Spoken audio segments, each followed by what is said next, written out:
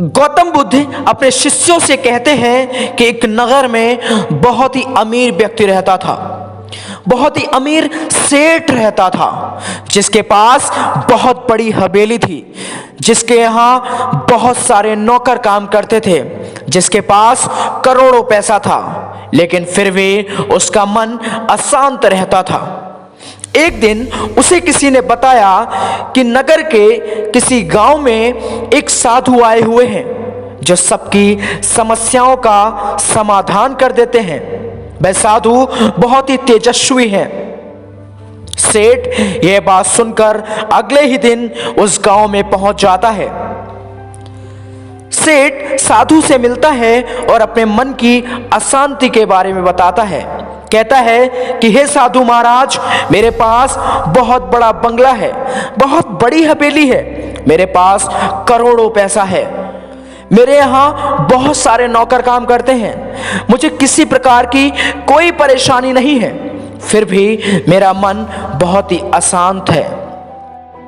सेठ आशा करता है कि साधु उसे कोई ऐसा तावीज या मंत्र दे देंगे जिससे कि उसका मन शांत हो जाएगा। साधु उस सेठ से कहते हैं, आज समय बहुत ज्यादा हो गया है, आप यहीं रुकिएगा, कल सुबह मैं आपकी समस्या का समाधान बताता हूं। सेठ वहीं रुक जाता है। सुबह होती है। साधु सेठ से कहते हैं कि तुम इस जगह पर खड़े हो जाओ, चाहे कितनी भी परेशानी हो, कितनी भी कठिनाई हो, आप यहीं पर खड़े रहना। आपको कितनी भी ज्यादा तेज धूप लगे, कुछ भी हो, यहां से हटना मत। साधु की बात सुनकर वह सेठ वहीं पर खड़ा हो जाता है। सेठ के सामने ही एक झोपड़ी होती है। उस झोपड़ी की छांव में जाकर साधु बैठ जाता है।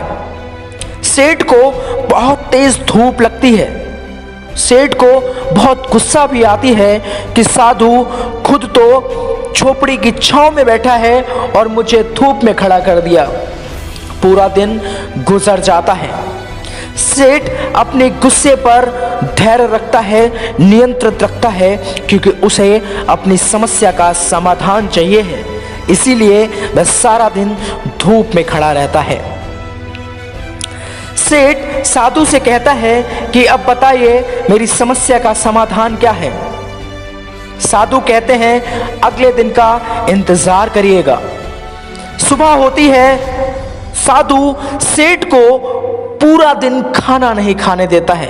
कहता है कि आज आप पूरा दिन भोजन ग्रहण नहीं करेंगे, और स्वयं सेठ के सामने बैठकर बहुत ही स्वादिष्ट भोजन करता है, बहुत सारे पकवान खाता है। सेठ को बहुत गुस्सा आता है, लेकिन वह अपने गुस्से पर नियंत्रित रखता है। वह अपने गुस्से पर नियंत्रण इसलिए रखता है क्योंकि उसे अपनी समस्या का समाधान चाहिए, अपने अशांत मन को शांत करना है। सेठ के पेट में चूहे कूद रहे होते हैं। उसे बहुत गुस्सा आता है। सोचता है कि यह साधु मेरी समस्या का समाधान नहीं करेगा, बल्कि मुझे और परेशान कर रहा है। सेठ अपना सामान पैक करता है और जाने लगता है। तब साधु उसके सामने आते हैं और उसे रोकते हैं। कहते हैं कि तुम्हें अपनी समस्या का समाधान नहीं मिला। सेठ कहता है, आप समस्या का समाधान बताएंगे तभी तो मिलेगा, आप बताएं तो कुछ। साधु कहते हैं कि तुम्हें अभी तक कुछ समझ में नहीं आया। तुम्हें धूप में खड़ा करना पड़ा जिससे कि शाम तक तुम्हें कुछ समझ में आ जाए। तुम्हें शाम तक कुछ समझ में नहीं आया, इसीलिए मैंने अगले दिन तुम्हें भोजन नहीं दिया।